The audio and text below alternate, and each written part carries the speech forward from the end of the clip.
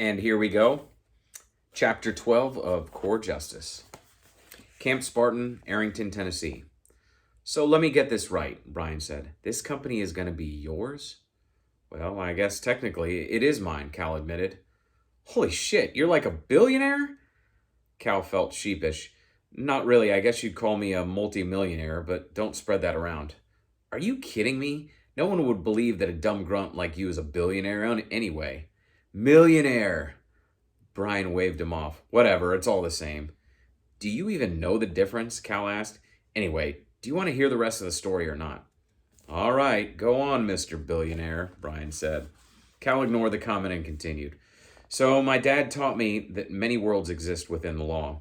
He learned early on in the security business that he would have access to certain intel that could benefit others for good and bad. His deep sense of moral duty kept him from profiting from the bad side. At the same time, he knew there was a huge gray area left for him to interpret. I'm not following you, Brian said. Okay. Cal took a deep breath before continuing. I remember Dad telling me the story of the first instance when he hit a real gray area. On a certain job a few years back, one of his SSI passive surveillance teams found out that a neighbor of the target was running an illegal prostitution and drug ring that both the women and drugs were being supplied from Taiwan. All right, so he gave that intel to the cops, right? Cal shook his head. Nope. Think about it. Every American citizen has a right to privacy. Technically, the intel was gathered because one of the team members was curious about the girls coming in and out of the house. So the team shifted a couple of listening devices over to the other house, along with a camera, and just monitored it for a couple days. Well, they found out pretty quickly what was going on, but the dilemma was the legality of the source of the information. Any two-bit lawyer could have had the case thrown out of court. There's got to be something the authorities could have done, Brian said. Their hands are tied, man. They would have loved nothing more than to bust the whole thing down. Our company has a lot of contacts in local law enforcement, so one of our guys cautiously asked what they would do with the situation without giving away the details like location, etc. The cops basically said that unless they were allowed to build the case from the ground up or catch the ring red-handed, there's not much they could do. But that's bullshit. They're here to protect us from that kind of stuff, Brian said. I know. But remember that in order to live in a democracy like we have in this country, certain laws must be in place to protect individual freedom and avoid abuse of that freedom. All right, so you're telling me that your dad just sat on the intel and did nothing? Cal smiled. That's the opposite of what he did. You gonna tell me or just sit there with that cheesy grin on your face? Brian asked. I know I don't have to say this to you, but I will anyways. You can't say anything about what you see around here to anyone outside SSI. Oh, and don't go telling Travis what I've told you. I don't think he'd care, considering who you are, but I don't want him to think that I've been running my mouth. Who do you think I am? I know how to keep my mouth shut, Brian said. Okay, fine. So my dad ordered the team to wait until the original mission was over. He didn't want to tip off the ringleaders. Once the first job was finished, the team covertly rounded up all the ringleaders and made them get caught. Hold on. What do you mean made them get caught? Well, some of our top snoopers caught the guys, tranquilized them, and set them all up in one of their vans in a park down the street. Cal laughed at the memory. The team loaded the criminals with some booze and their own dope so it looked like they'd passed out after a little partying.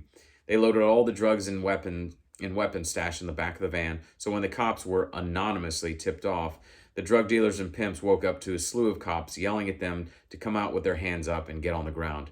I heard the whole thing was pretty funny. What about the slaves they had in the house? For their own safety, they were knocked out too, and a minor fire was set. Just enough for the alarm system to alert the fire department.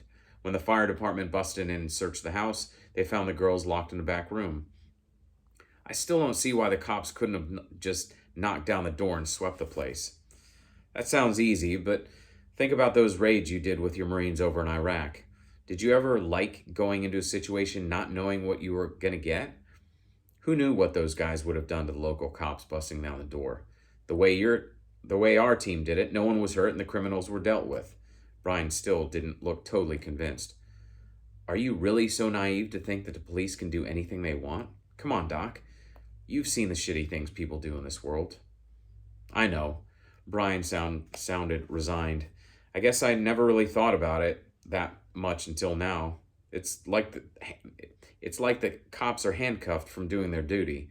Reminds me of those times in Iraq when the rules of engagement kept my Marines from killing bad guys.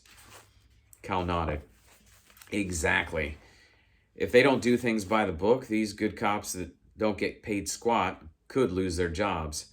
The laws made it to where police hesitate because they're worried about getting in trouble. Yeah, last week I saw that some cop was getting sued by a guy who got shot while robbing a bank.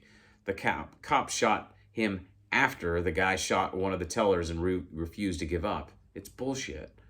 Yep, that's where core justice comes in, Cal said. Explain that, Brian said. Well, like I told you before, my dad lived and breathed the Marine Corps way. It was my fault he got out of the Corps, but you could never take the Corps out of him. That, mixed with his moral sense of right and wrong, made him adopt his motto about core justice.